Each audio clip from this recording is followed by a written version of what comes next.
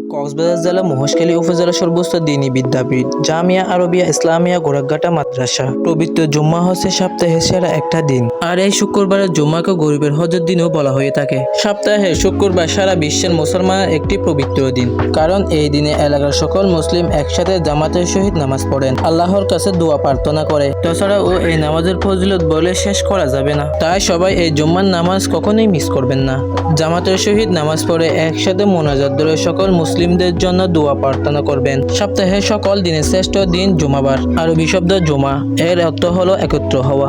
আল্লাহ তাআলা এই দিনকে ঈদের দিন হিসেবে নির্ধারণ করছে। জুমার দিনে যখন নামাজের আজান দেওয়া হয় তখন তোমরা আল্লাহর ইবাদতের জন্য দ্রুত মসজিদে যাও এবং বেচাকিনা বন্ধ করো, এটা তোমাদের জন্য উত্তম।